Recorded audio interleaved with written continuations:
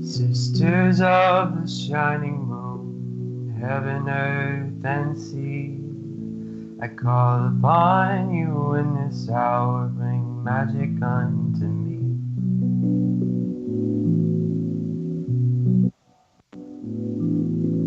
Brothers, oh, the cauldron cries, it singeth unto me the songs of Mother Goddess and of Father in the tree.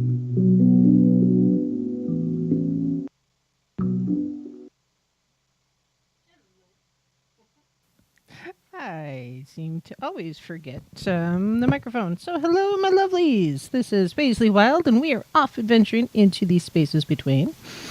And we're being broadcast live tonight, of course, on Truth Frequency Radio, iHeartRadio, TuneIn, and TalkStream Live.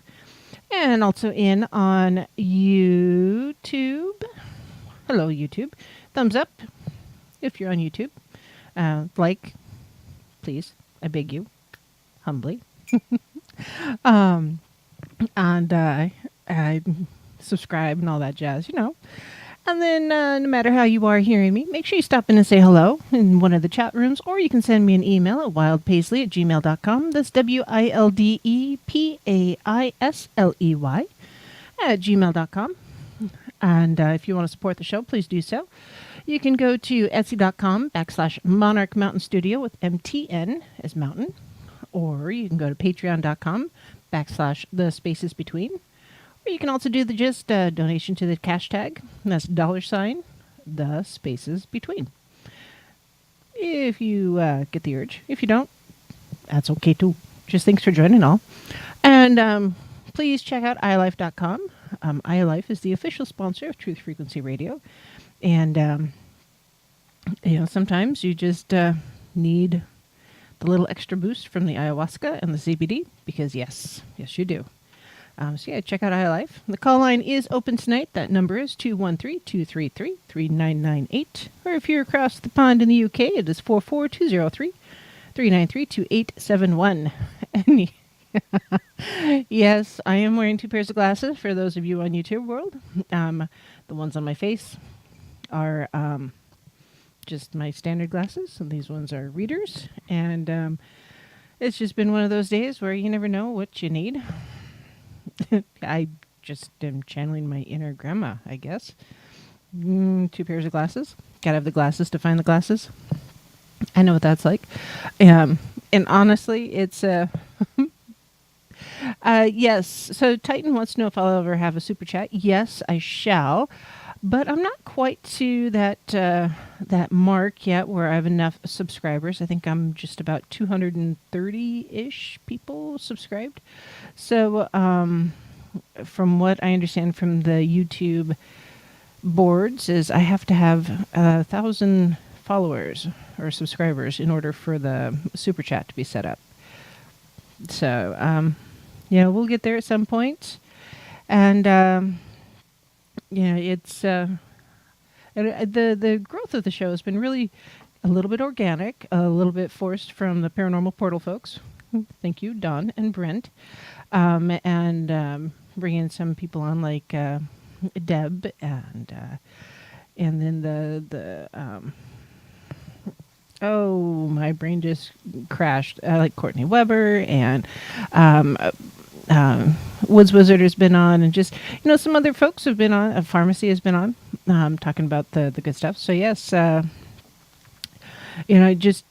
had some really awesome guests. I don't know that I've actually had a bad guest, but come on in. And if you want to share something on the show, please do so. You can always send me an email. If you want to talk about something that you've experienced or something that you've encountered, which I get. And because unless you want to call in and talk about it, which you can do that too. And mostly for those of you that are new to the world or new to the channel or show, the Spaces Between, I am Pagan and a witch, and embracing the priestess label, which has been an interesting adventure, and one of growth And it's crazy, and that part of the reason why I'm talking about labels tonight is the topic of the show. We use labels all the time to label things, but yeah, what makes one a priestess? You know, well, often it's training and understanding and acceptance by a lot of different things. So yeah, but yeah, it's been interesting. I'm an intuitive witch, meaning I pull from several different places to create my rituals or to do my things. What feels right, and at when originally I called myself an eclectic witch just because kind of eclectic, just like the rest of my decor, which you can't see it behind me, but well, you can see a little bit. But the rest of my house is, yeah, there's a wide variety of stuff. So, yes, Denali, the priestess. And yes, I do use quite a few post-it notes there, Jessica, because yes, hmm and yes, without the labels, absolutely, Marie, because there's a whole school of thought in the psychology world about how labels limit us, and so I wanted to talk about that a bit, because I've been watching our society evolve for a while now, and the things we do and the things we don't do, and the way we interact with people, and so yeah, talking about labels tonight. So yeah, some of the labels totally 100% I get. For instance, just put some out there. The president is one of them. We need to know who that is and how to address that person, or whether it's in, president or monarch or whatever. And that could be just the leader. And it doesn't have to be a leader of a country. It could just be a leader, like president of the board. Someone who's the leader, and often that leader gives guidance. But also, it means there's a whole hierarchy of leadership, the fallback position or chain of command, however you want to look at it. You go into the military here in the U.S., you got privates and corporals and captains and sergeants, and I'm out of order there, but you get the gist. And it's so that people know who they're reporting to, who their supervisor is, and we as people kind of crave a structure. If for no other reason, we just want to know who has the answers. Who's been around longer. Some people are leaders, natural leaders. They may not have a title of leadership, but they may be just, that's what they do. That's how they speak. And yes, Heather, I'm sure you do have a few labels that you are aware of. My sister is a psychologist also. But yeah, labels often define us at our very basic, generally speaking. And so, time out. I got to put the PC announcement out here. If you're triggered by something, I'm apologizing up front. These are just my opinions. They're not, for Truth Frequency Radio, iHeartRadio, Tuner, TalkStream Live, not their opinions. These are all mine. So if I offend you, man, I'm sorry. That's not my intent. So there. Anyways, back to what I was saying.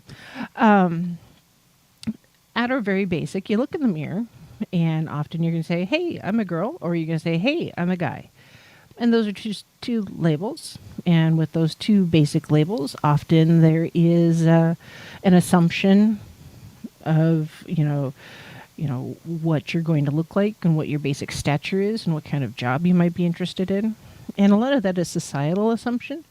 For instance, girls are generally assumed to want to wear pink or purple, and want girl type jobs or girl associated type jobs like secretary or nurse or homemaker or teacher, that kind of thing. And guys are generally supposed to like blue and be outside and rough and tumble and want to be doctors and lawyers and law enforcement. And it's very rare that in the past, say, 30 years, it's been a decreasing rarity that those assumptions have been altered and changing slightly. Yes, was Wizard, I would have to agree. So the complaint department is under Medical Lake. It is that way. Ish. Thereabouts. But the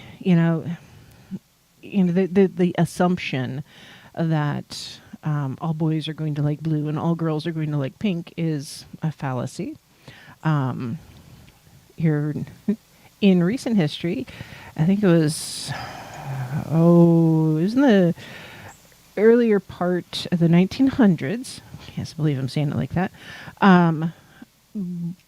Boys were considered to wear pink, and blue was for girls. And at some point, that switch has been flipped, and so it's the other way. And it's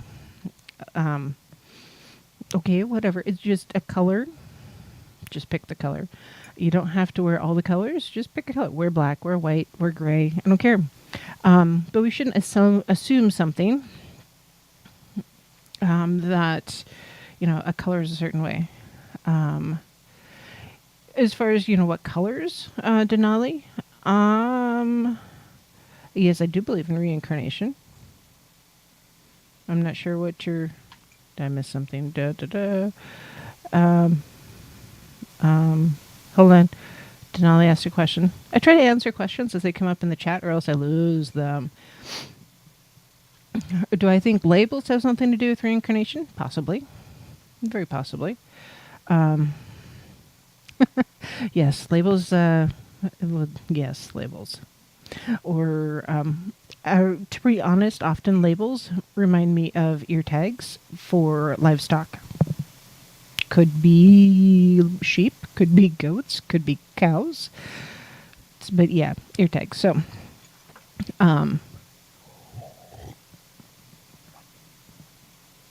exactly, Aussie. It's just a color. Once upon a time, purple was considered just for royalty. In other words, just the color of purple meant if you were wearing it, because it was a hard color to come by because it was very expensive, the dye. And so if you were wearing purple, people assumed you were rich. And that's what you're going to do. So Denali clarifies. So do I think that people's job choices today are influenced by their past lives in a way? Yeah, absolutely. Because the things that interest us at the very basic are something that, I think have interested us throughout time. And it may morph into something a little bit different or branch off into something a little bit different to explore those little bits. For instance, someone who has always been in the medical field, healing people, a healer. Sometimes you're going to be maybe a physical healer, ER healer, mental health healer, a helper to heal, and that kind of a thing. So yes. But yeah, frequencies do have color titans, absolutely right. So the meaning of the actual colors and how they impact things, 100% something entirely different. It's just the assumption, the societal assumption that colors are labels. But same with gender. Gender is an assumption. So, you're assuming that, if you're a boy, you must like girls. And if you're a girl, you must like boys. What about those that like both? Or the same gender? Or the ones that have zero interest in the others? I mean that happens. Now, once upon a time, in Christian history, those who were interested in the same sex or not interested in sex at all often went into religion and became religious leaders, which doesn't make a lot of sense to me. But, that's what happened. So those who were not interested in relationships at all other than friendships, often were pushed towards the monastery or the nunnery. Um, and then those who were interested in the same sex because it wasn't allowed in, especially the Victorian age, Christianity. Yeah, you were ostracized. It wasn't allowed out in public, but behind closed doors, anything went. And I think the Victorian age has done a lot to limit our views on sexuality. It's just sex, people. Um, Two people getting sweaty together. No big deal. So what if your parts match or don't match, or it's just doesn't matter.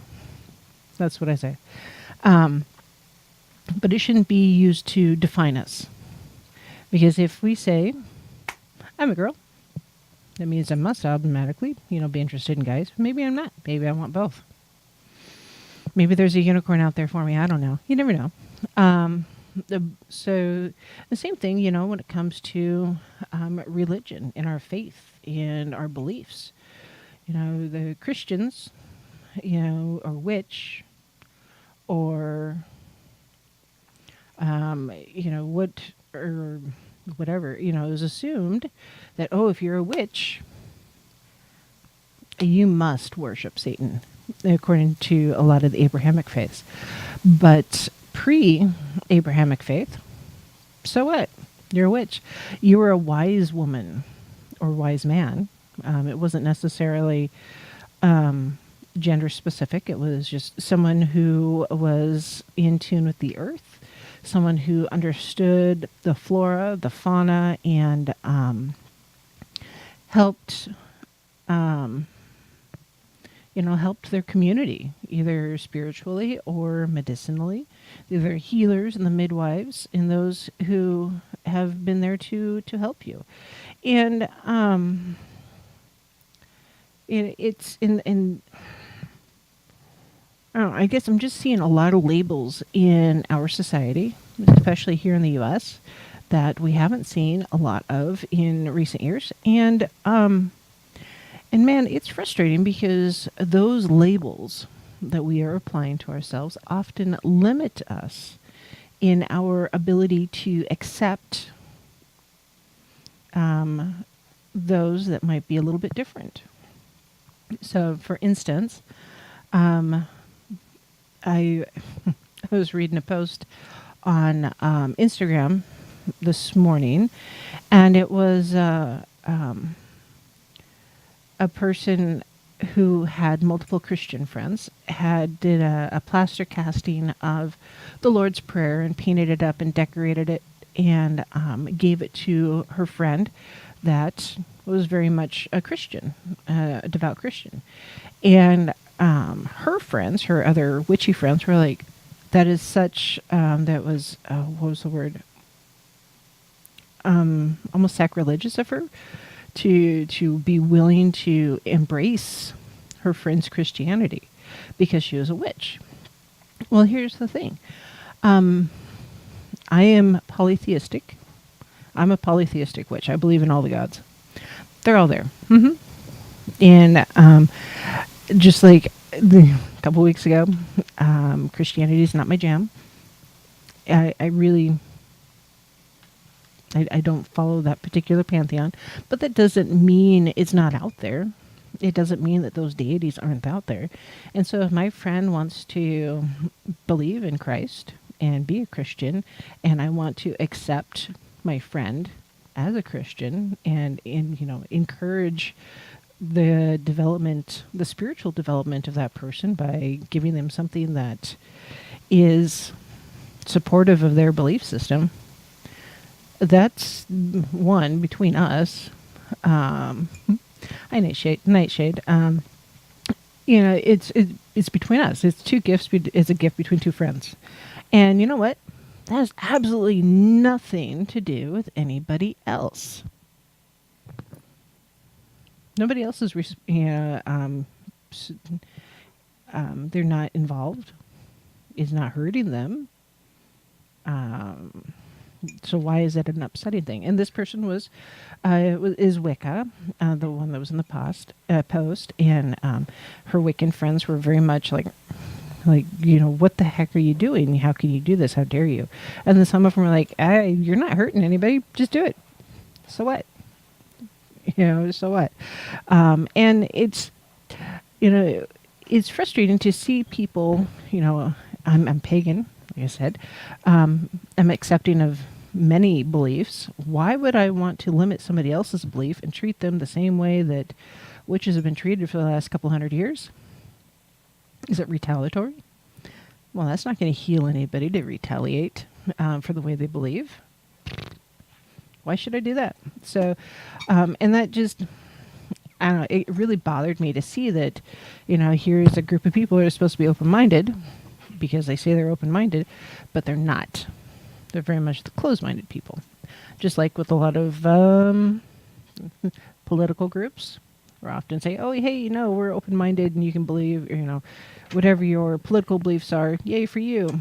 Right up until your political beliefs are different than mine, and then shame on you, and you must be evil. And that's really not the way it should be.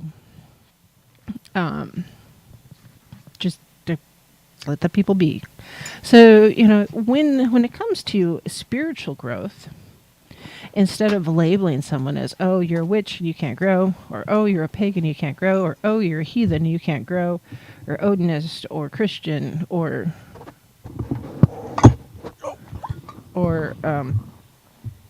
any of those things,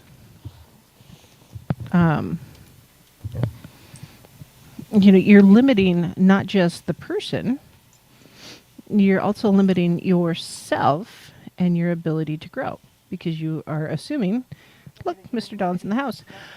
You're limiting yourself from growing spiritually by forcing a label upon others. Why on earth would you label someone? Now, Don has a long beard, so we label him as Don Longbeard. That's a label. But instead of labeling someone and trying to define them with that, maybe use it as honoring mother, father, sister, grandmother, that kind of thing. I don't know. What do you think of labels, Don? Words. They're just words. Words.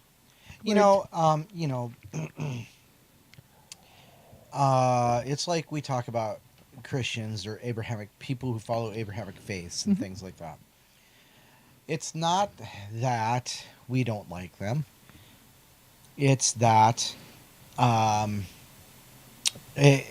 so therefore, therefore, we sometimes it comes across as we're talking bad about them or labeling them or whatever, and then closing our minds to them. However, the truth of the matter is, and this is just an example, the truth of the matter is that, they just have a different pantheon, a different tradition. The problem comes when they try to apply their dogmas to everybody who aren't them. Mm-hmm. That's where the problem starts. Yes, and unfortunately, we all do that. Yeah, absolutely. We all try to do that to some extent, but I really think we should be honoring people rather than labeling people. Right. So, for instance, I don't. I'm spiritual, I suppose. Would be the best way to describe me. Because I don't embrace paganism as a religion, because I think a lot of dogma gets associated with religion. Instead, I'm choosing to honor the deities that I work with rather than worship them. Mm-hmm. I think that's the healthier relationship. Well, I think that's what they want. Just like I'm not going to worship my ancestors, but honor them, yes. I will happily honor my ancestors because, man, I wouldn't be here if it wasn't for them, literally. And honoring, I think, is healthier because I'm not just am I saying, hey, thanks for being there for me, but thanks. You guys have really been there to help me and push me forward and support me. So I think that's good. Let's see. Nightshade asks, would spirituality, I think that's what we're asking, say that applies to Native American shamanism because it does not promote spirituality? I don't know enough about Native American shamanism to really answer that. I was it way back there? No, it's in TFR chat. Oh, it's in TFR chat. What was the question again? Let's see. Would they say that applies to Native American shamanism that does not promote spirituality? Yeah, because they honor their ancestors and their deities as well, whether it be called Mother Earth or Father whatever, Father Moon, whatever, Or Great Spirit. or Great Spirit. Mm-hmm. I think it would. I mean, it's still spirituality, and I think our friend Nase would say the same thing. Because it's just honoring. It's not, prostrating yourself, and saying, oh, my life is yours to do with what you want. No, because I believe the gods say, with certain exceptions, do as you will, and we'll honor you if it's appropriate. Mm-hmm. All right, I'm going to stop you right there because guess what? We're going to break. Okay. So we'll be right back, guys. I think we're going to break. There it is. Oh, Lord, within the sun, as we will, so mote it be, the spell forever done.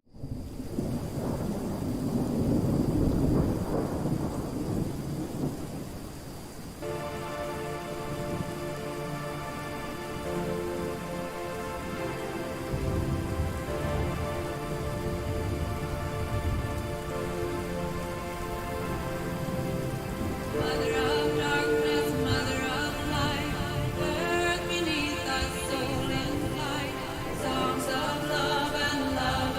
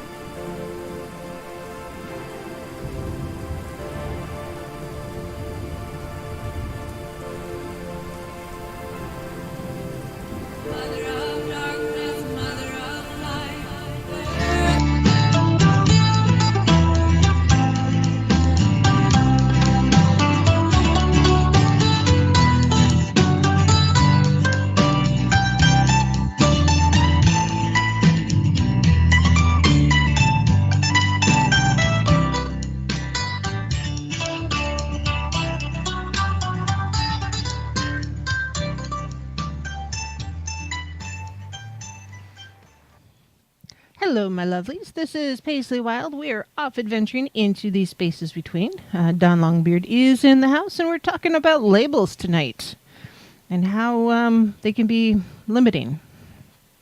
I even have articles pulled up on here's how labels limit us, and we in turn limit our own potential.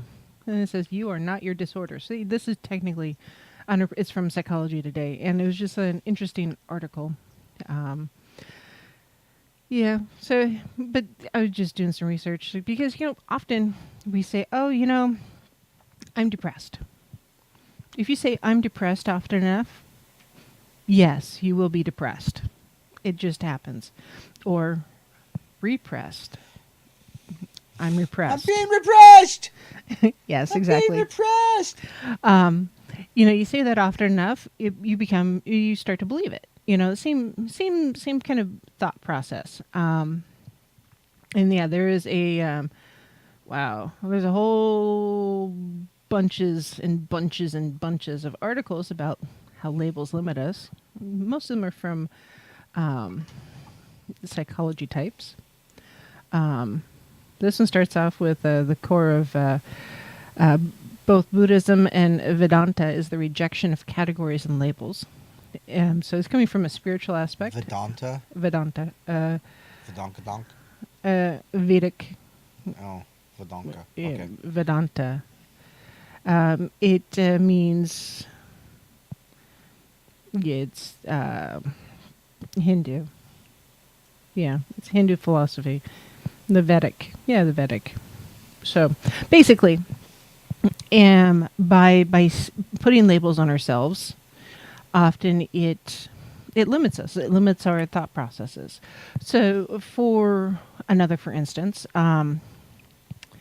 there are people who say, "Oh, I'm a white witch," and there are people who say, "Oh, I'm a black witch." And to me, it's frustrating because it's just witchcraft. There's no left path. There's no right path. It is the path. And the reason why, because I do have a why, is that we as people, no matter how hard we might strive to be all light or even all dark, we are comprised of both. It's the yin and yang, literally, of our lives. The duality. It is the duality. And there are going to be times in our life when we are going to be a little darker. And it happens. Anybody who's ever encountered a moody 13-year-old knows that darker attitude is out there. Or when we go through a breakup, or grieving the loss of a loved one. Yeah, but these aren't necessarily, these are just emotions we have to work through. Yes. And that's the whole point of shadow work. Mm-hmm. Exactly. But often if you're not doing the shadow work correctly, yeah, it can push you into a dark place. Well, don't you think that would be like kind of a hint that you're going the wrong way? That's like somebody. Yes. That's like somebody. Deb Varner, our friend Deb Varner, and Brent and I. We have said repeatedly over and over again, if you can't get past where you are, you're doing it wrong to begin with. You got to find, this is kind of the long-winded, but if you keep banging your head, if you keep doing what you're doing, you keep getting what you got. You got to do it differently. Mm-hmm. And that's we get stuck banging our head on the wall because it's the only way we know how to do things. Mm-hmm. We've never tried anything new. So it's just that you keep doing what you do, you keep getting what you got. Yes. It's just a matter of working through it. If you're having a problem getting through this shadow work and releasing that negativity or accepting that positivity, whatever that is, whatever the end work of the shadow work is, and if you can't get through it, you've got to change something you're doing. Exactly. So, emotions can push us into a dark place, but also emotions can push us into a light place. Yes. And so this is why, sometimes your journal is really going to be your best friend because you can let those things out in a healthy way without Thank you, Titan. He says Paisley Dawn, but it's still okay to call people Karens. Yes, well, yes. So, but journaling also, if you're journaling your shadow work, you can look back and go, oh, well, maybe I should change this, or maybe I could have done this differently. That's the whole friggin' point. Embracing your darker selves, yes. The Titan. Titan, you're just hilarious. But yeah, so it's the path. There is, yes, bye Felicia. There is a whole school of thought out there that if as an energy worker or as a pagan or witch, you cannot heal if you don't know how to curse, if you cannot curse. And I've not come out and said it like that, but I have similar thoughts on that because for me, it's the same energy, or a similar energy, I should say, that you're putting out there to heal or to curse, because often it is very much your intent. If your intent is to harm someone, it's a curse. If your intent is to help someone, it's a blessing. However, if your intention does not match what the person needs, is it really a blessing or is it a curse? If you're blessing someone with long life and they've got stage 4 cancer, how long are they going to live with stage 4 cancer? And do they really want to? Yes, so you need to be aware of what the person is you're blessing. Do they need?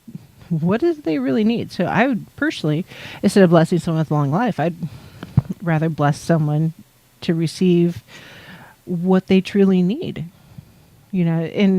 Or if I'm going to curse someone, it's like, well, you know what? I hope that karma bus Runs your ass over. picks you up and takes you for a ride. Slowly behind somebody else. But no, whatever it is that that person needs, because yeah, you can curse someone with love. I curse you to love that person. So think about it. If you do a love spell, for instance, and the person that you are doing the love spell towards, which I don't recommend this, I don't believe in it. It's compelling someone. Yes, you're not. Instead of working on yourself, you're trying to force someone into someone else, Right. into different beliefs. So you say, hey, I want this love spell to work on this person. I'm like, okay, that's great.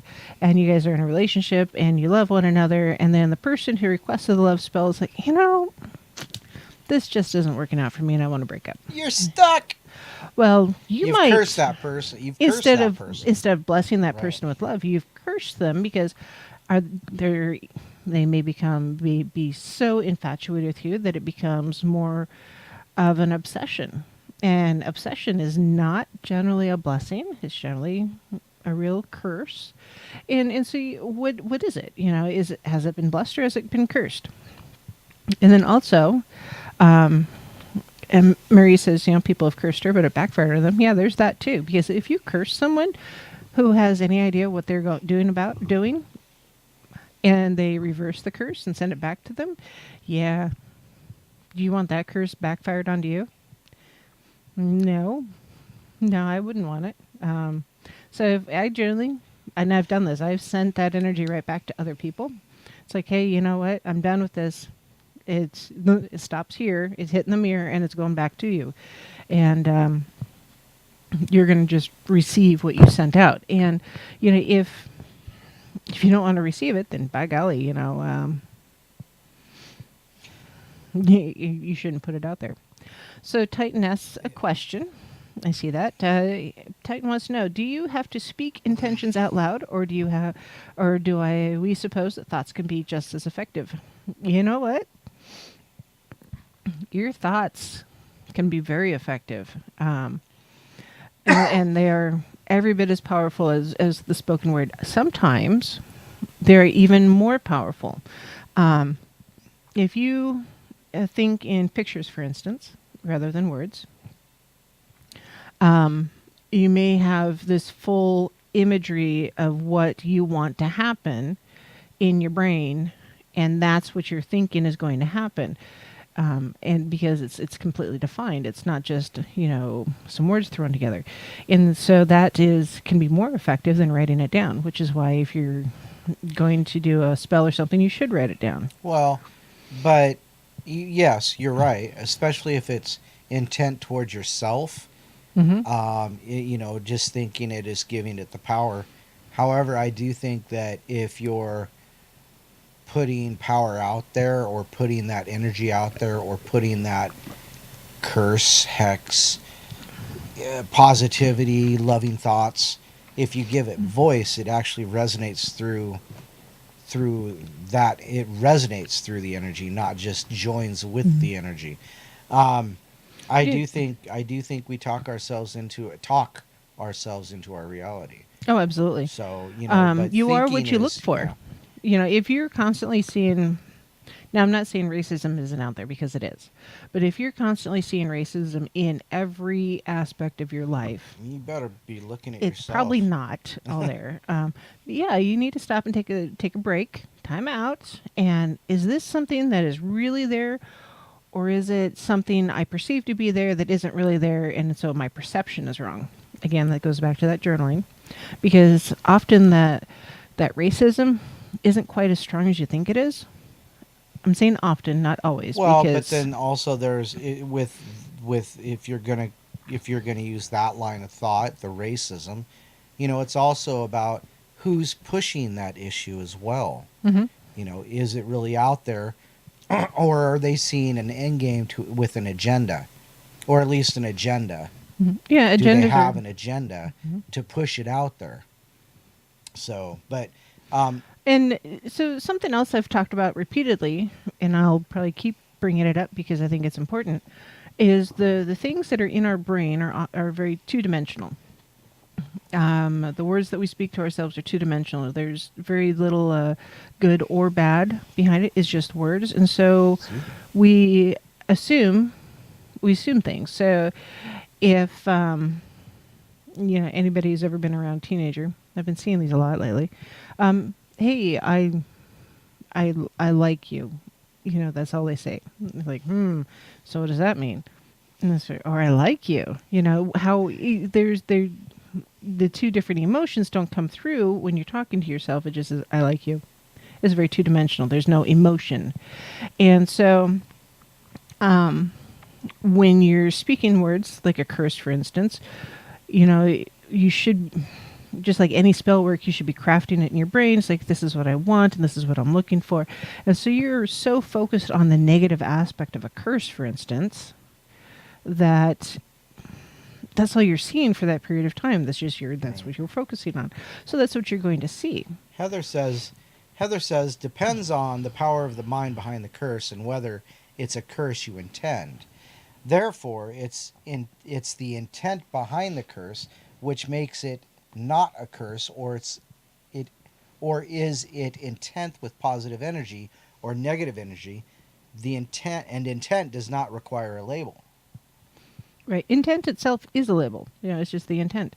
And she goes on to say, some do not realize they're causing a curse with the negative energy they send out. And then when someone reverses that negative energy, ouch. Yeah. Think about all those mother-in-law issues people talk about on a regular basis. Because, everybody's had that crazy mother-in-law story, whether or not directly themselves or they know someone.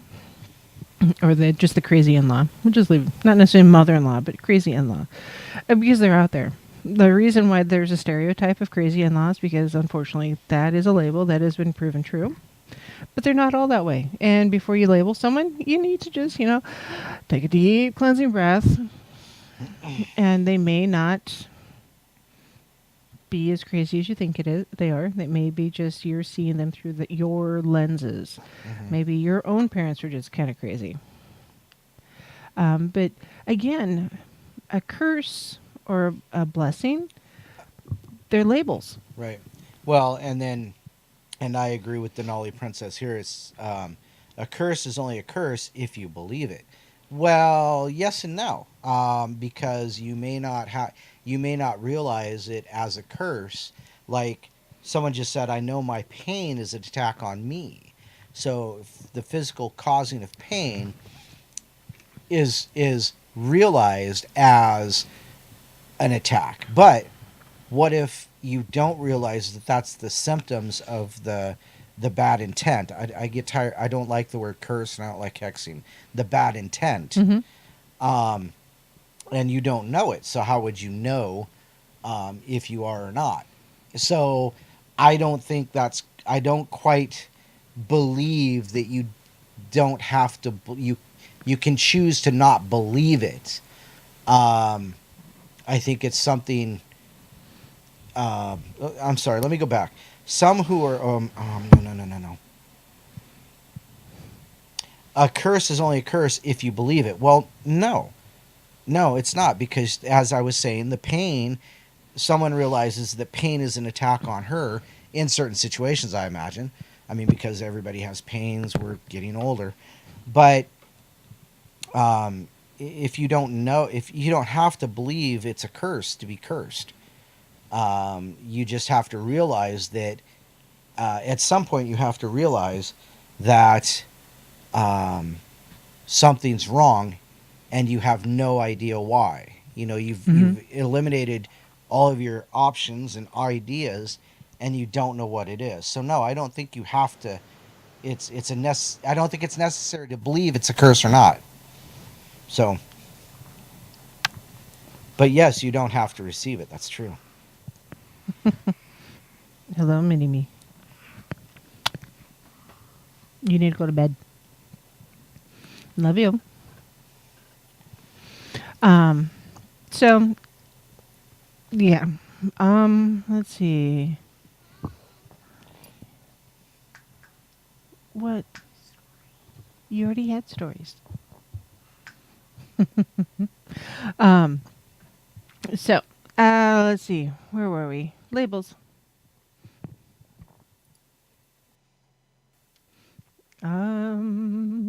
Now that I'm totally blinked. There we go. Here we go. Um, yes, everybody likes to say hi to the mini me. Um, you know, I think in a way we get so wrapped up in the label of something that we force ourselves into believing that the label is the entirety of the thing. Sorry guys, the mini me just came and needed a quick cuddle because she apparently woke up. It's amazing. Kiddos fall asleep at night and then they wake up thinking it's the next day and they've only been asleep for about an hour and they're like, oh wait, I need more stuff. So um I will tell her. Thank you, Julia. Um so let's see. The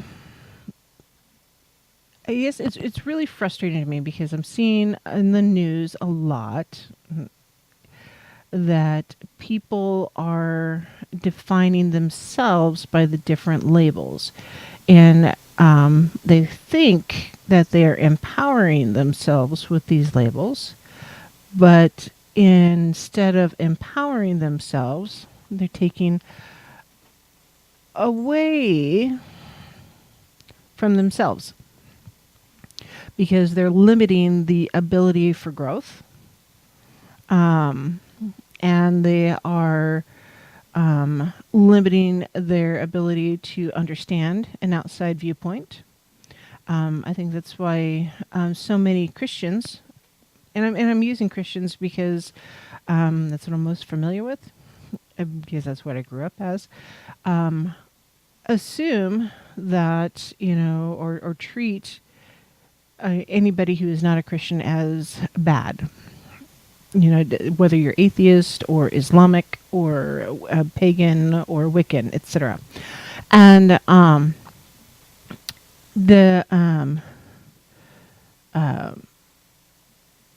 and because they jump to the conclusion that anybody who believes differently is bad, they block themselves from learning about those other beliefs and accepting those other beliefs.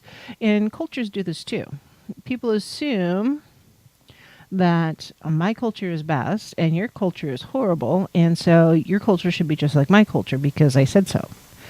And the reality is my culture is good for me, but your culture might be good for you, and I need to accept it as is. I shouldn't try to force my ways upon you, because maybe for your life or your society, your culture, your way is the right way.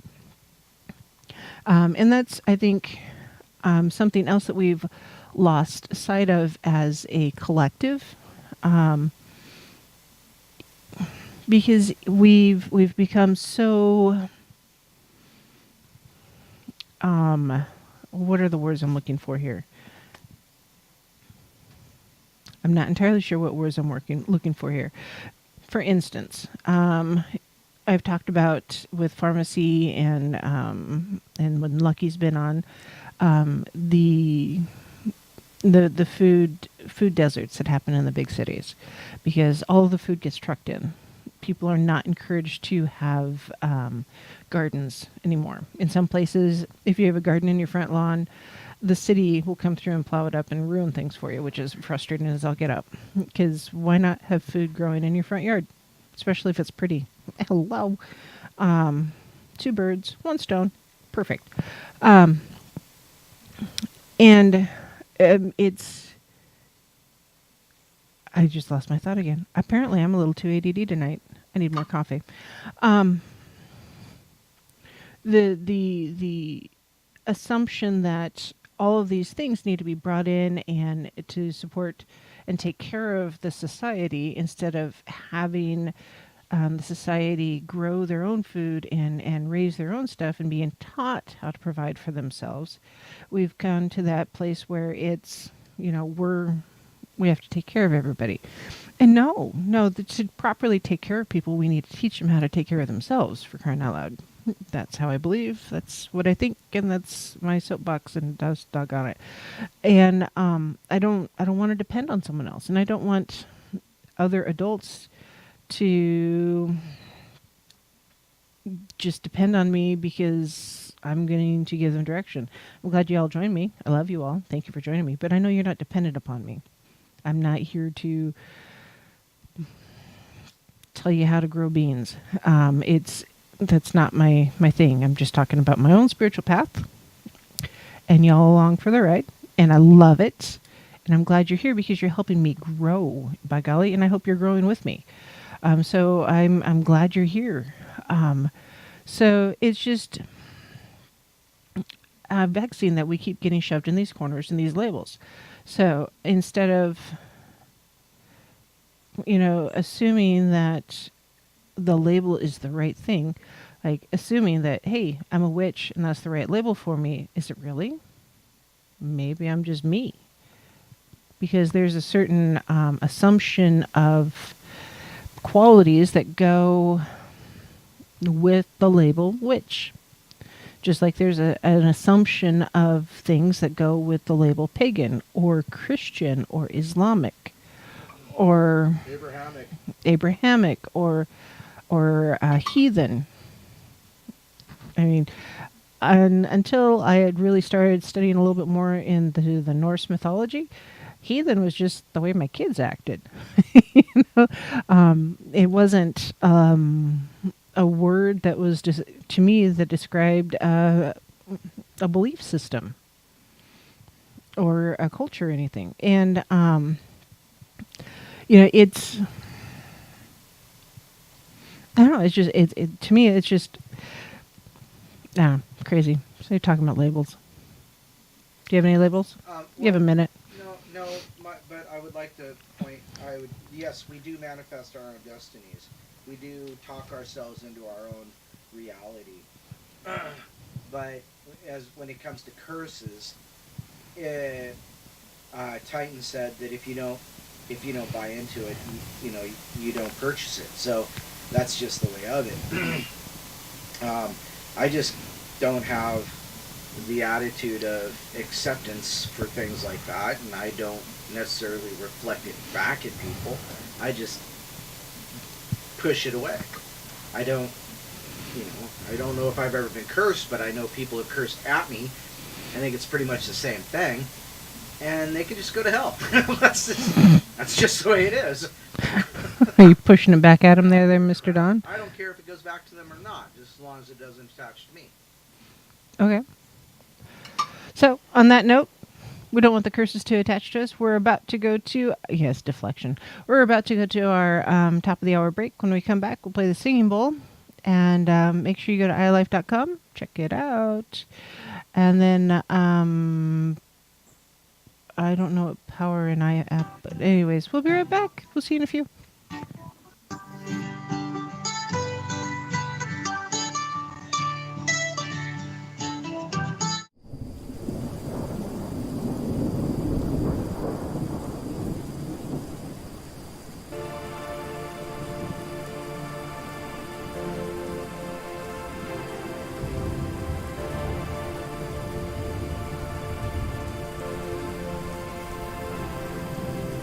Mother of darkness, mother of light, earth beneath us, soul in flight, songs of love and love of life, guide us to our heart.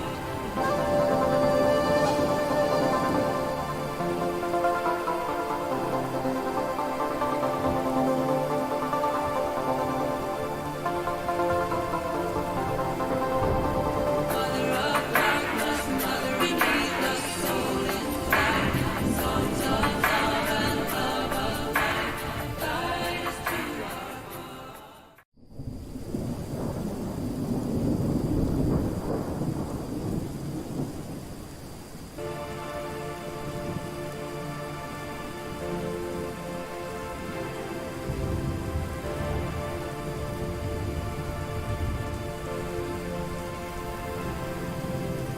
Mother of darkness, mother of light, earth beneath us, soul in flight, songs of love and guide us to our heart.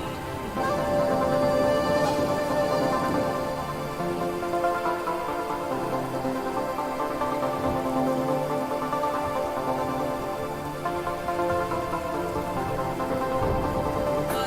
darkness, mother of light, earth beneath us, soul in flight, songs of love and love of life, guide us to our heart.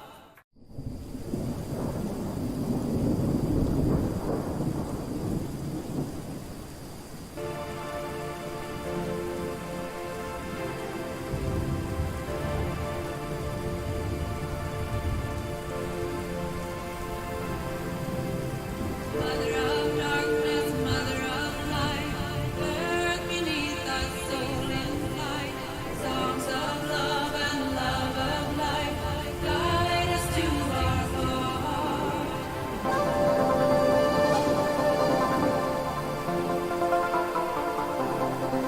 of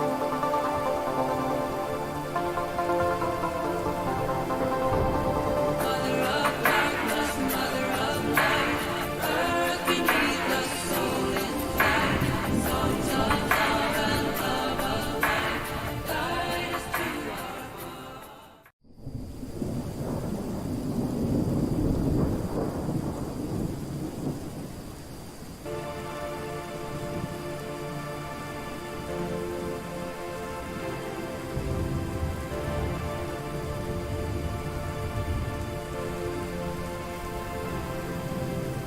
Mother of darkness, mother of light, earth beneath us, soul in flight, songs of love and love of life, guide us to our heart.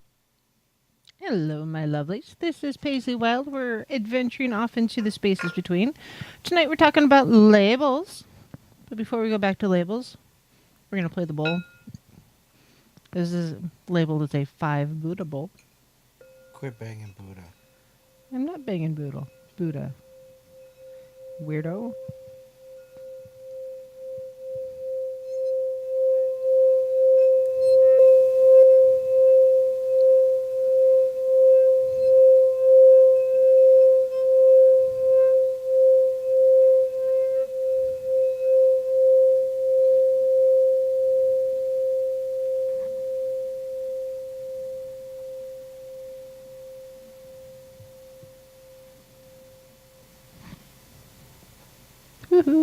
Love the bowl.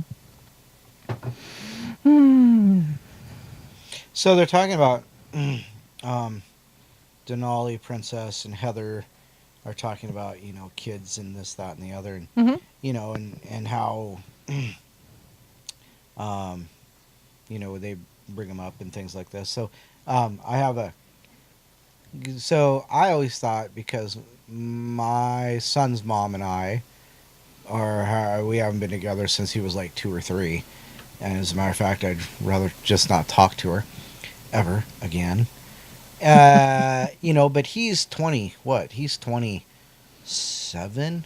Going to be 28 in a couple months, as a matter of fact. And when he turned 18, well, when he turned 16, he was 15 or 16, came over and lived with me. And then he went back, and then like 2 months later, he's back again because he couldn't stand his mother's rules. But he went back to his mother's house because he didn't like my rules. Apparently, my rules were better than her rules, which is cool because, you know what? I always felt that I wasn't doing them right, and it's, we live like, 800 miles apart. But, so I just look at it now and go, well, he's only 25 miles from me and 800 miles from his mother. I think I just kind of look at that as a win, So, I mean, we do our best, we do our best with our children and let them decide which way to go. Yeah, that's all we can do is the best we can. Unfortunately, they're not always happy with the best we can. Right. But you just gotta, and it's frustrating because often the best we can really truly is the best we can, and it's because we didn't necessarily know any different. It's we're growing too as parents, right. and that I think kiddos, for those of you under the age of 18, actually kiddos in general, it's you assume that your parents have been like this their whole lives, and they know everything, have always known everything that they know right now. And the reality is we're learning just as you are, because it's a process, because no kids are the same. The mini me and my son are and the boys are just about as different as possible. They're as different as possible, and there's no parenting style that would have worked for all three exactly the same. And so it's been a learning process, and the things that worked with the boys don't work so well with girls, and vice versa. Some things that work with girls just don't work with boys. And it's hard and it's frustrating to see your kiddos, struggling or having questions or doubts and frustrations and not understanding their own path.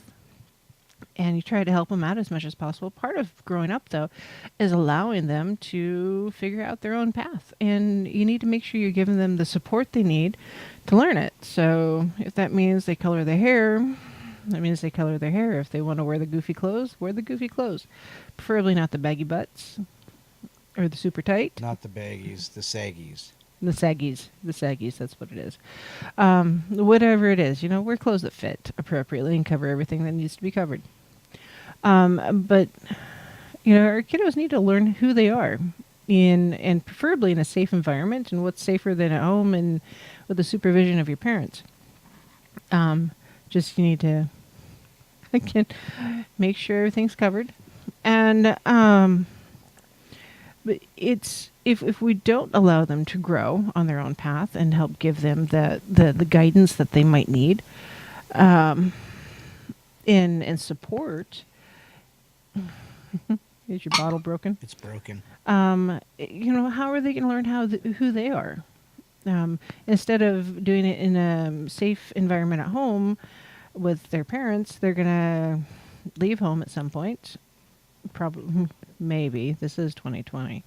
They'll probably leave home at some point, and then they're going to try all those things outside of the home life, and a lot of that stuff,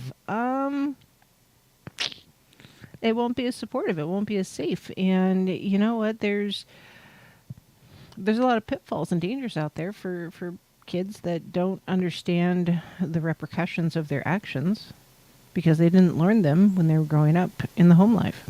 And I think our society has gotten away from allowing our kids to learn repercussions. Yeah, and people who don't apply consequences to bad choices. They just let them get away with everything, and they become what I would call an entitled brat. So I drove from North Idaho to Omaha, Nebraska, actually south of Omaha, Nebraska, about 1,500 miles by myself in a car when I was 15 years old. Granted, it took me like a $50 bill to do it all because gas was different back then, but still, all by myself. How many 15-year-olds would you trust to drive across town right now? Not a lot of them. Some, yes, but most no. And it's because I was home alone in kindergarten. There has to be the ability and allow kids to just go and be kids and learn things. Go play in the dirt. Turn off the TV. Unplug the technology. Because I don't think we have enough of that unplug the technology these days. Mm-mm. And even with Mini-Me, we're homeschooling, and that's been an adventure. And a lot of it, comes through a virtual charter school. So there's a lot of computer time and screen time, but I try to balance that out with playtime and coloring and crafts and cleaning her room because, yeah. So, that's, trying to offset some of that. And I have no problems turning the TV off. I have no problems turning the computer off and making her go outside and do things. And we call it the Boneyard the other day. Field trip. Boneyard is the delta for where the Clark Fork River feeds into the lake. Slough. It's a slough. More of a delta. It's a slough. Anyways. Yeah, made her walk around and pick up rocks and sticks and had a good time, and she insisted on carrying a 5-pound piece of slate back. And if I had told her to do it, she wouldn't have. She's like, no, I'm too tired. Mom, can you help me? And she really wanted this rock. She had to bring it home. It's like, well, if you want to bring it home, you have to carry it. So, it was good to get out and do things before it snowed again. Crosby, Stills, and Nash. Yes, that's who that is. What? Oh, Titan quoted a song, and I've been racking my brain trying to figure out. It's Crosby, Stills, and Nash. That was like so left field. I had no idea what you were talking about. Sorry. Yes, she's a future geologist. She loves her rocks. I work in a rock shop, and she can't walk out of there without buying a rock. Or charming someone out of buying her a rock.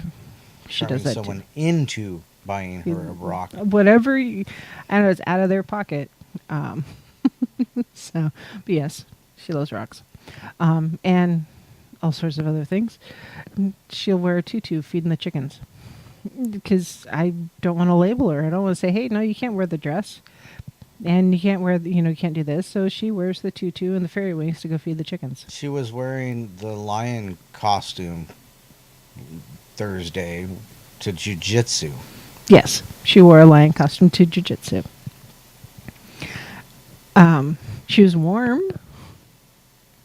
And everybody loved that she had a soft, fuzzy tail. I like soft, fuzzy tails, too. Different kind of tail, bunny foo-foo. Little bunny foo foo, hopper through the forest, pick it up to feel mice, popping them on the head. So,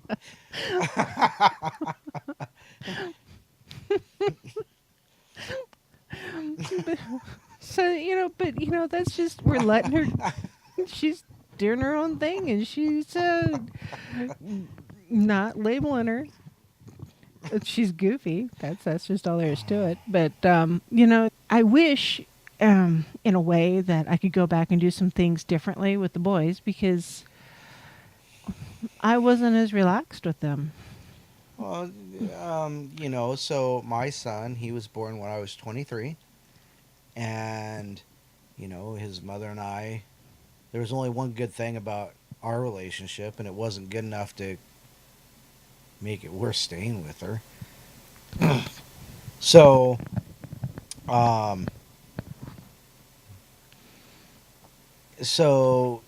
are a lot of things I wish I would have done differently, but had I done something differently, would he live 25 miles from me, or would he still be over 800 miles down the road by his mother? Mm-hmm. So, I don't think it's a matter of relaxed or comfortable. I think it's just a matter of being mature enough to, because, a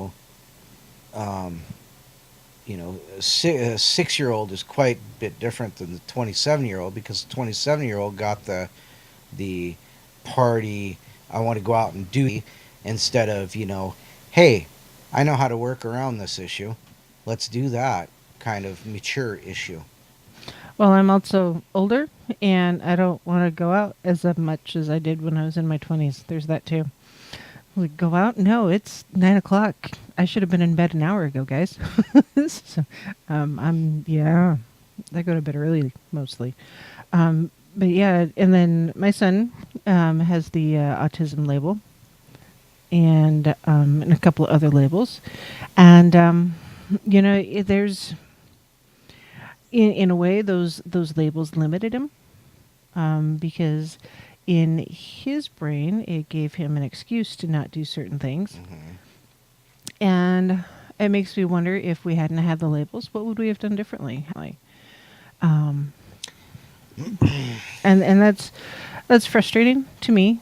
I don't know how I'd go back and change it, because here's the other thing, that we are the sum of our experiences, good, bad, indifferent, neutral, even the ones we sleep through. We are all of that. So if we like ourselves or love ourselves, heaven forbid, that means we've accepted even those not so great parts. Doesn't mean we have to love them. Just means we've accepted them and the lessons they taught us. So would I be the person I am now? No. Would I like myself more or less? I don't know. That's for a different reality. Yeah. It's too late. All you can do is go forward. There's exactly. no sense in sitting. Exactly. The what ifs. Yeah, the what ifs. It's now. I'm pretty okay with me. It's taken me 40 plus years to be okay with me. But yeah, I'm okay with me now. And 10 years ago, no, not so much. Even 15, 20 years ago, I still wasn't okay with me. So it's as I with myself and my path, and I got to tell you, acknowledging that I'm a pagan, talk about freeing and allowing myself to like myself again. Because I felt like being a Christian, I wasn't allowed to like myself, and it's Justin. Justin, grow up, pal. Congratulations. Yes. And my chat room. Heather says, I used to say to my daughter, I love you. Then I would say, I do not love what you do. I personally have come to the conclusion that I love you, but I'm unhappy with the things you do. I wouldn't use the word love myself. You do you. But I would shy away from using that love word twice in the same sentence, especially in that particular situation. Say I'm unhappy with what you do, or I don't like what you did, but that has nothing to do with the fact that I love you. That would be, yeah. So that'd be me. I mean, The way you approach things. right. And that's a really cool thing is we're two different people. We can do, or multiple different peoples. Yes, I'm multiple upon myself. Yep. Myself. Did you catch that? Yep, yourselves. He, she, they, it, we, them, whatever. The only they and them I've ever applied to an individual person is the people I've met that had multiple personalities. That's a they, them. Everybody else is he, she, or I suppose it. But the They. labels, they. They. Yeah. So, anyways. Fine, Titan. Call me a Karen. See how you are. But yeah, even our kiddos or the people we know that do have some sort of limiting or cognitive abilities, they're still here to learn things or to teach things, because sometimes we often assume that the people who teach us things are smarter, more intelligent. They've got the degrees. They've gone through the things. They've done the stuff. Or our peers or our elders Exactly. who have the wisdom. And this harkens out, they teach me things every day. Mm-hmm. That's exactly right. Yeah, and so sometimes those who that are not on the same cognitive page that we think they should be, they're here to teach either ourselves or the people around us. Because I got to tell you, I learned a lot of patience with my son. I had to. I had to learn some patience. Else I would have, throttled someone a long time ago. And yeah, I wouldn't be here right now because I'd be in a small padded room. But, it's... without learning that patience, would I have the patience for mini-me now? Probably not. Or some of the customer service stuff I've had to do. I've dispute resolution. Yes, if you've ever had an autistic child, you can do dispute resolution. Put it on your resume. Yes, it is a real thing. And a naysay says there are elders and there are those that grow old. Yeah. Mm-hmm. Mm-hmm. And sometimes the ones that are young teach us as much as those who are the elders. So, but because sometimes we need to remember to see through the lens of the younger mind, because we get so tied up in the things we're doing all the time. We got to go to work. We got to pay the bills. We got to pay the rent. We got to do this. We got to do that, and we got to do this. We forget to stop and remember the beauty and the fascination of the simpler life, the simpler stuff, the things that our kiddos do just because it's fun. Like many cards with these little pop-up windows and stuff where you pop it open and it says, "I love you." We need more of that. Heather says, I'm of the belief that it takes a village to raise a child.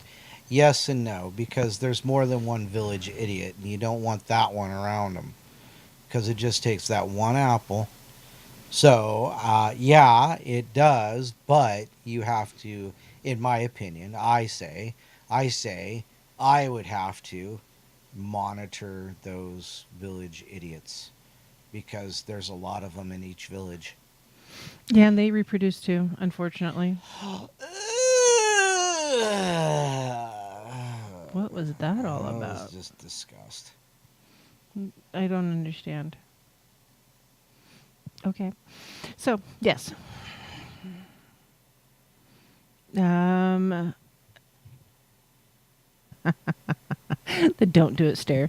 The mom stare, the dad stare, that one. Yeah.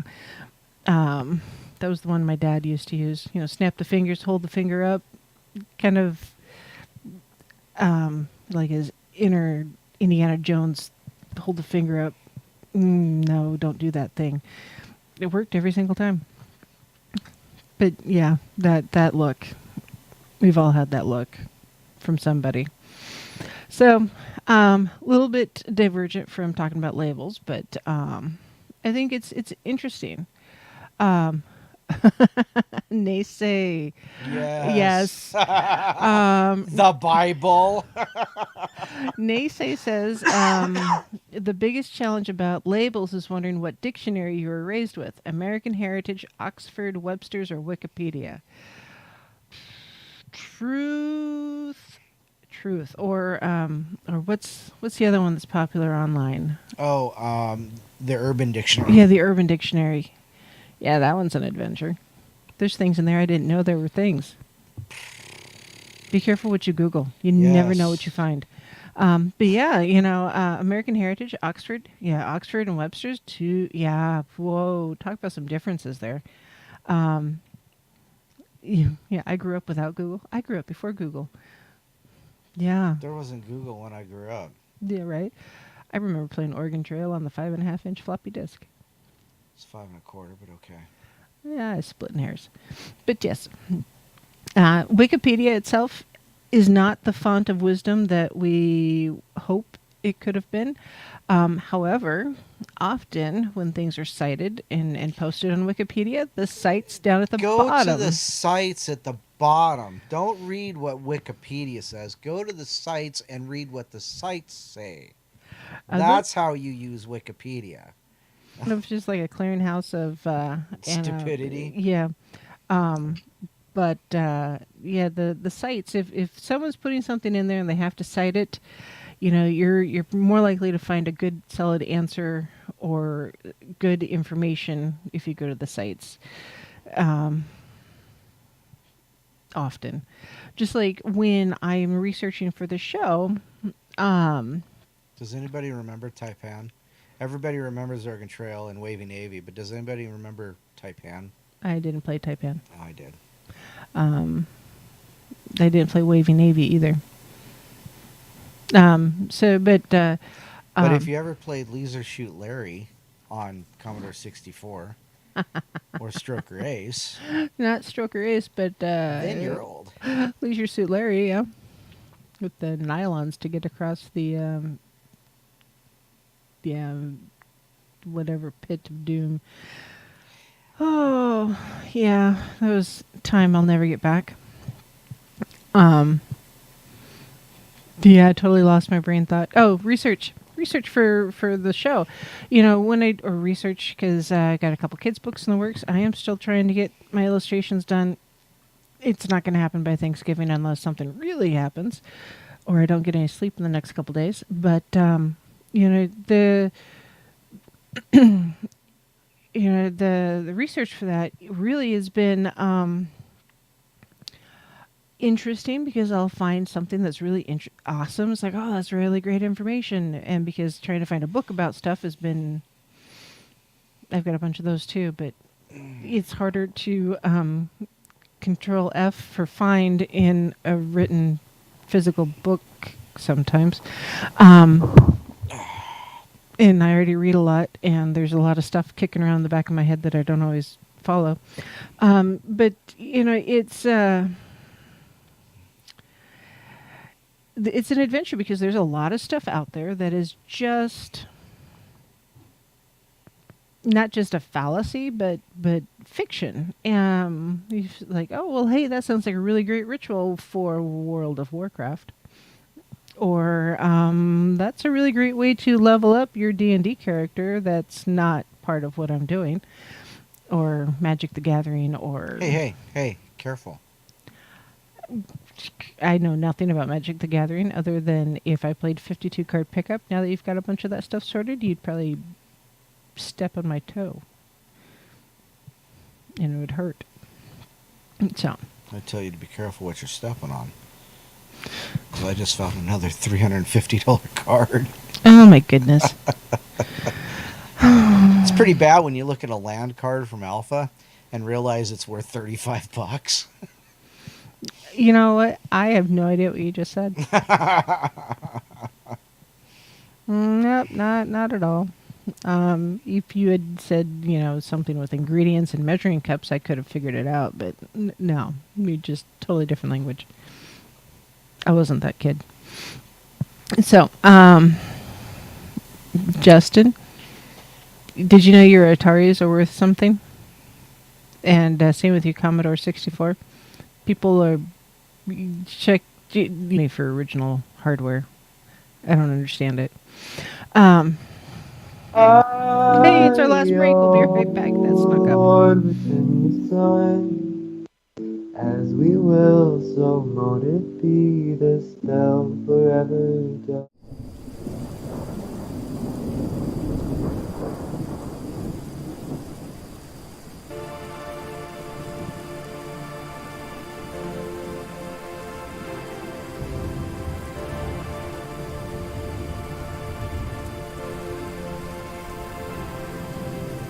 Mother of darkness, mother of light, earth beneath us, soul in flight, songs of love and love of life, guide us to our heart.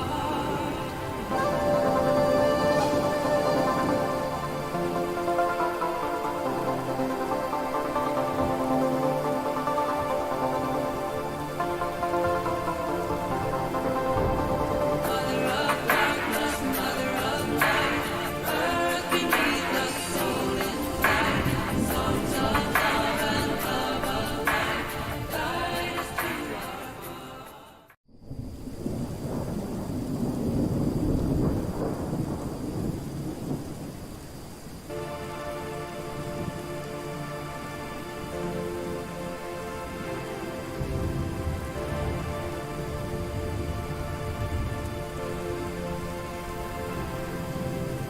Mother of darkness, mother of light, earth beneath us, soul in flight, songs of love and love of life, guide us to our heart.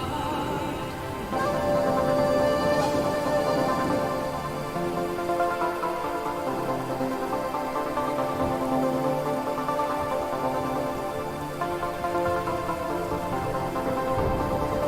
of darkness, mother of light, earth beneath us, soul in flight, songs of love and love of life, guide us to our heart.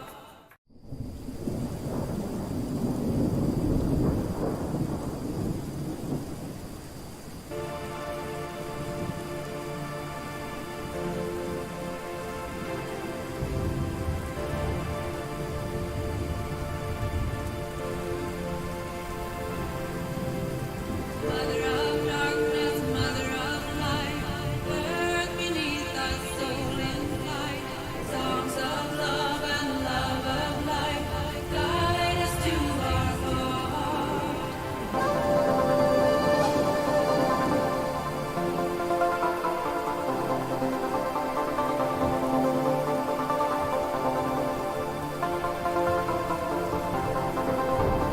Mother of darkness, mother of light, earth beneath us, soul in flight, songs of love and love of life, guide us to our heart.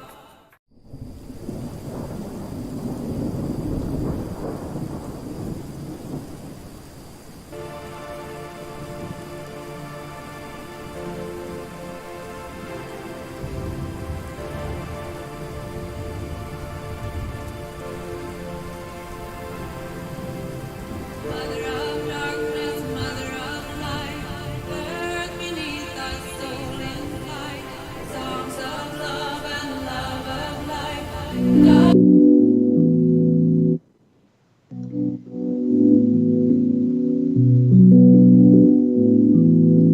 Sisters of the shining moon, heaven, earth, and sea, I call upon you in this hour, bring magic unto me.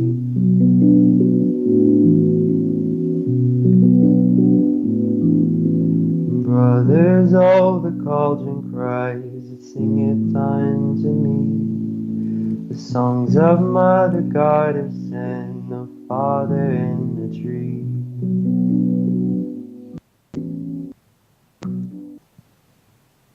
Hello, my lovelies. This is Paisley Wild, and we are off adventuring into the spaces between. We started off talking about labels, now we've been talking about parenting, and just kind of bouncing around all over the place. And I think that's good, though. I think it's good, and here's why. It's because we are not just one thing, and I do try to stick to a topic. Wow, Aussie. Really? That's cool. Thanks, Oh, that's guys. cool. And often our conversations tend to be a little more organic, with Titan asking questions, because Titan asks a question should be kind of just a standard part of the show. But it's good for us to, start somewhere and grow, because that's a healthy discussion. When things are kind of evolving and we're talking and we're communicating and sharing ideas. And I think that communicating and sharing ideas is a way we grow as people, spiritually, along our individual paths, relationshiply. Lucid, Chandler, do you have a cat? Girls are a little bit like cats. I'm sorry, but Where do you think the word caddy came from? yeah, meow. Yes, I'm surprised Drama hasn't been on the desk yet. I don't know where she's at. So yeah, it's there's a lot of things that we talk about where we do focus on an individual topic, and it's good. But yeah, growing and moving on and doing things and evolving the conversation is good. So,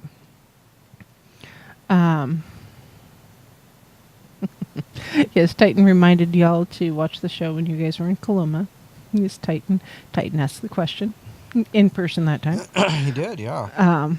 That was kind of funny. So we, as witches and pagans, it's a little harder for us to get together as a group to learn things, especially right now with so many COVID restrictions, which they seem to be the way of life, at least for the short term. We'll see what happens in 6 weeks. 8 weeks, whatever.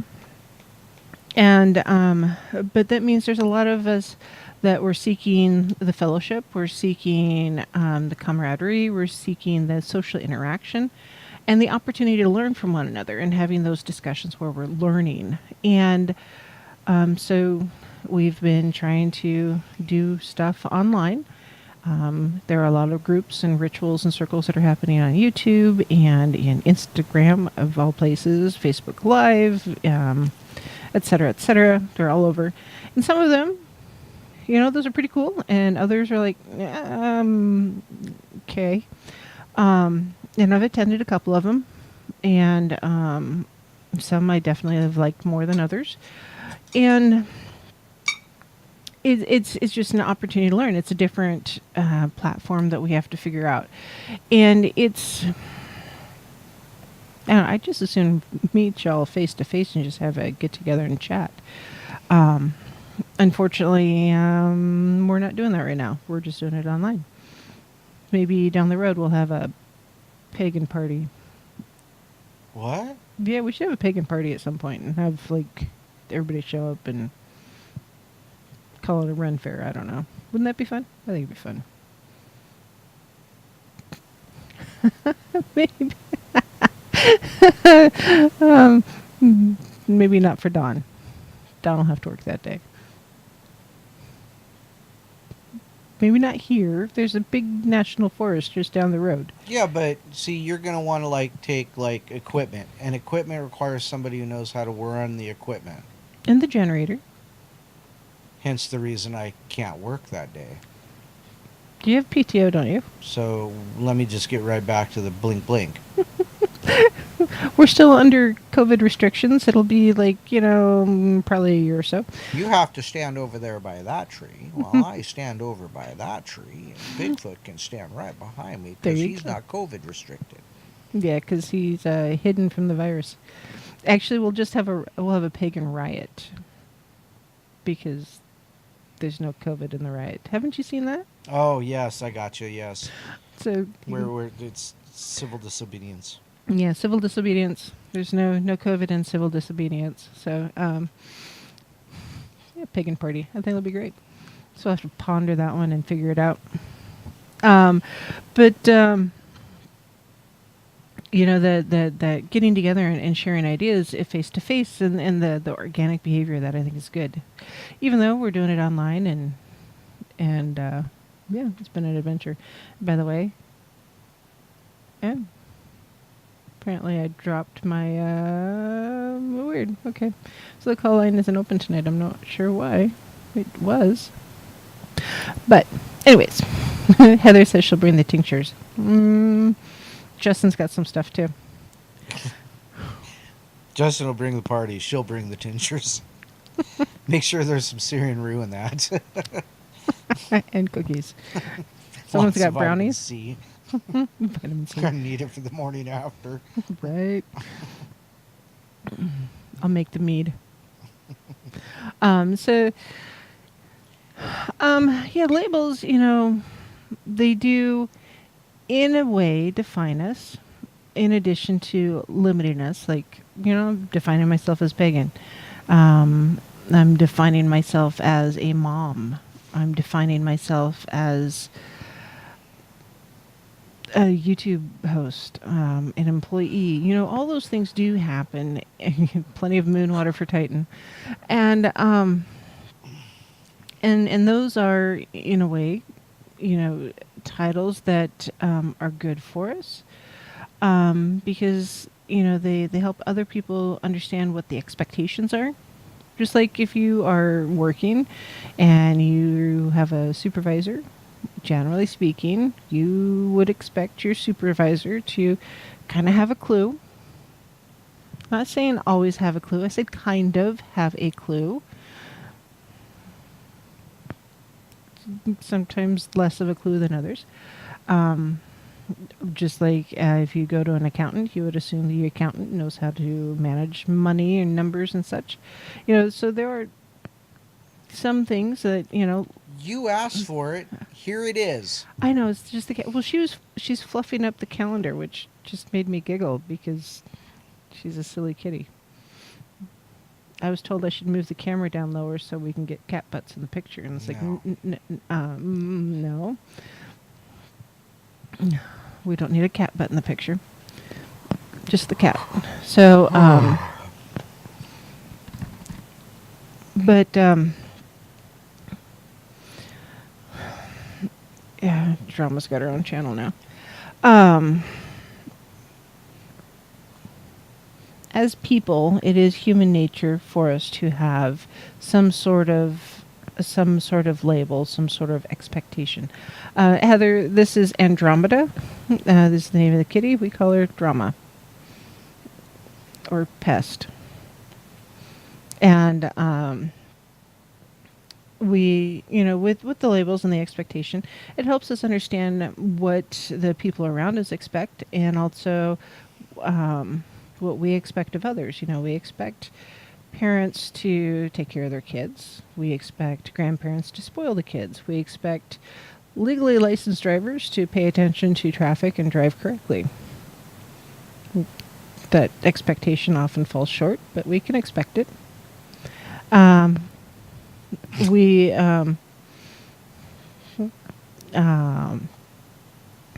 So, there's, those expectations are not all bad. We just need to remember that the labels that we use to help define expectations and reality need to also not limit us. Because when we allow those labels to limit us in our thought patterns and our ability to do things and learn things, we stop growing. We stop developing as people and as spiritual entities, because yeah, there is an afterlife, and we will all be traveling to it at some point.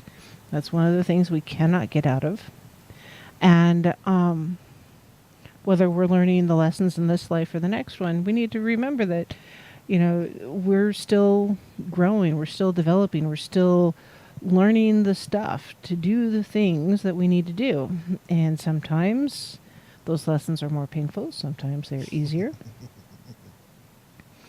Why is Don giggling? Because Titan said something about I don't remember how old I am, so I have an appointment next week to go be carbon dated.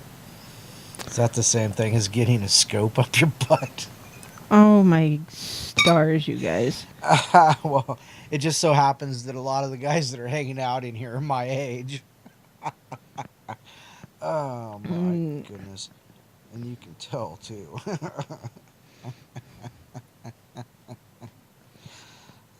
I just... Y'all are goofy. So there's a label for you. I'm not going to call you old, but I'm going to call you goofy. I can't. I guess scoped is better than being scooped. That's better than being probed. Oh, yes. Much better than being probed.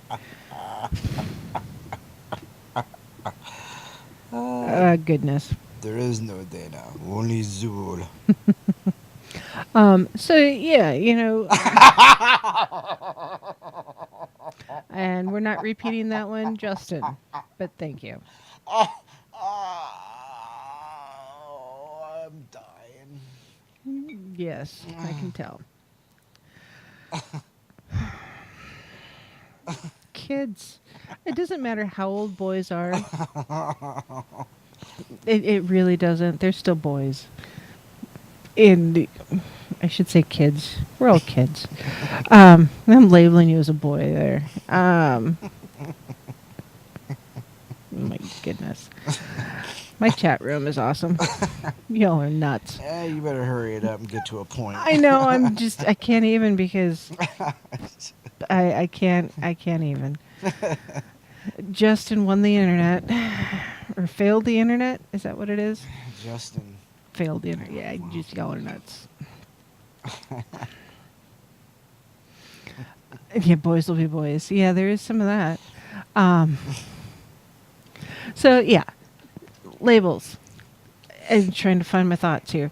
So, with the labels, you can embrace them, yes. Or you can...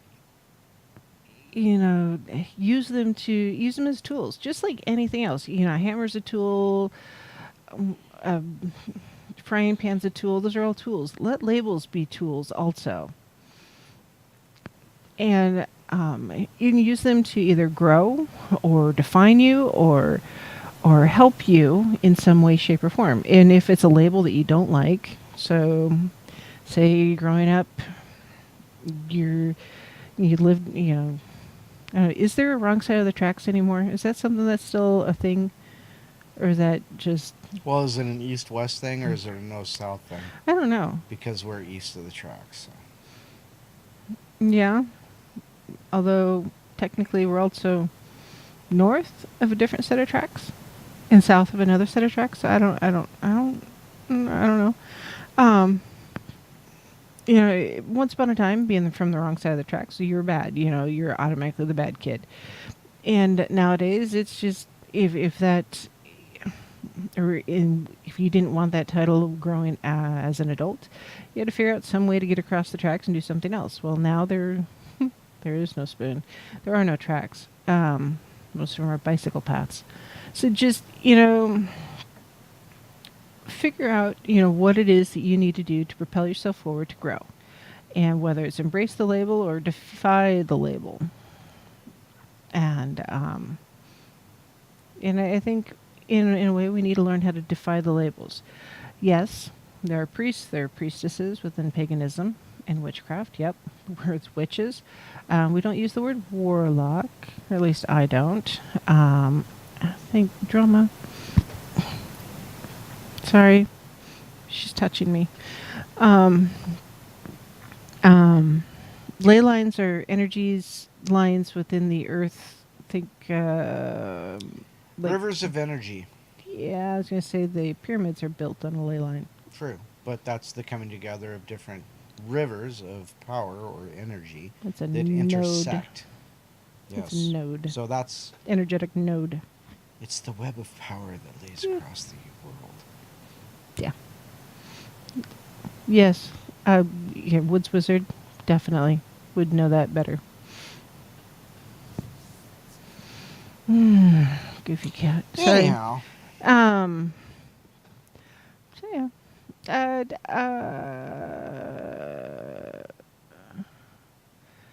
I can't even look at chat sometimes. Y'all are just goofy. so Labels. Yes. Embrace the label. Don't embrace the label. Figure it out. Use it as a way to grow, Or find a way to grow. or find a way to grow. Labels are just a stepping stone. Um, whether you're happy with your label or not, that's entirely up to you. I mean, honestly, so much of who we are and that we define ourselves as, we allow other people to put that information in our head and we listen to it. And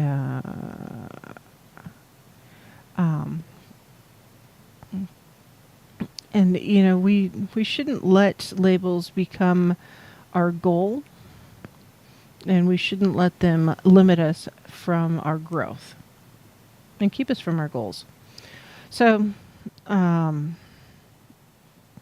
I had so many other places I wanted to go with that tonight, but you know, I just am, I'm running out of caffeine.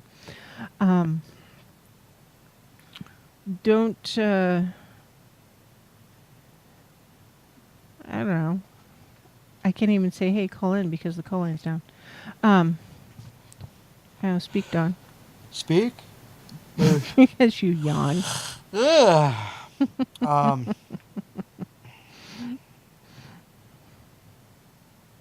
um, yeah, I mean, you just, when you're growing up, there's lots of labels, and when you're growing up, you label people. You're either a cool kid or some whatever the opposite is. It's not. I don't know if it's proper to say half of what most kids were called back then. So I guess you're either a cool kid or you're not, and if you weren't, well, watch The Breakfast Club sometime. You'll figure it out. But yeah, you don't let that define you for your life. You just grow through it and become something better. It's kind of odd because when I was in high school, I didn't know I was popular. Really? Yeah, I had no clue. I didn't know people thought of me that way.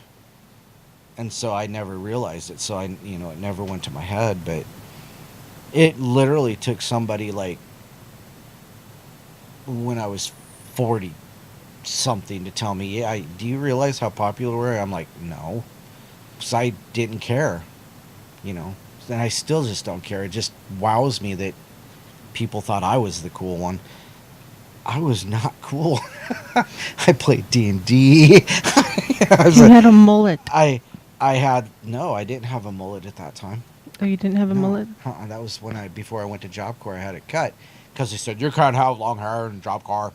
And then I met this kid named Hippie who had longer hair than I did after I cut it. But anyhow, I was bullied in high school as well, I mean, I was bullied in one high school. I went to 5 different high schools, I think. And the last one, somehow I ended up being a cool kid or a popular kid. And I just, I was too, Lois. So, I don't know how that happens. I don't understand it. I've just had this attitude all of my life that what you say doesn't matter. It doesn't matter what you say to me. You don't matter when it comes to that kind of thing. Okay. And that's kind of the attitude I've always had. And so apparently it paid off later, and now it's paying off pretty nicely, but it was hard growing up because, I was bounced around. I must have went to 30 different schools. So it was never like I was a known quantity until I got to high school and I could tell people, no, we're not doing that. We're done. And so, but yeah, it's just weird. And like I said, I've never accepted the labels people put on me, and I've never accepted them as a viable alternative to whatever I thought of myself. Hmm. So, So, yeah. Um, yeah, a lot of times, I think when growing up, you were the popular kid. I wasn't. Shoot, we had 300 kids in my graduating class. that's huge. Hmm. That's bigger than my graduating class. Um, yeah, yay for, consolidating schools. And there was, I was just one of the kids. I was a band geek, and I didn't really care because I was just there to learn. But there was a certain group of kids that were really into the bullying thing, and yeah, they tried, but I didn't really care. I was confident enough in myself that I didn't need the affirmation of my peers to feel accepted. I think maybe that's what, in a way we need confidence in ourselves. So what builds confidence in you? And I'm speaking that in general. So whether it's, wearing comfortable clothes. For me, comfortable clothes always give me a little bit more confidence. Dry socks and nice shoes. Oh, dry socks are fantastic. A warm sweater sometimes gives me confidence. Sleep, a good night's sleep, a cup of coffee, a car that runs. Coffee. My car is currently in the shop. Looks like a A car train wreck. wreck. Yeah. Yeah, there's the things that give you confidence in yourself will help defeat the negative connotations that are often associated with labels. And whether it's living in the moment, lucid, or living for tomorrow, or remembering yesterday. So honor your deities, honor your ancestors. Don't forget to honor yourself. Great ending message there. You really, really do. We need to remember to honor ourselves. That means self-love. That means self-care. That means sometimes you need to eat the chocolate and drink the coffee.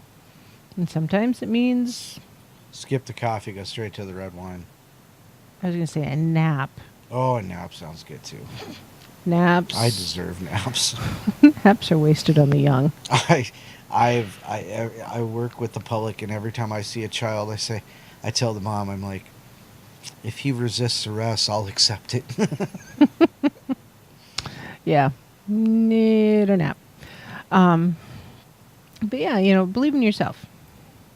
You are 100% successful at surviving even your worst days to date. So you think about it, all those horrible days you've ever had, you've made it through all of them. You're still here today. Right. So, embrace that success. Sometimes that's the only success we have for a little bit, and that's okay.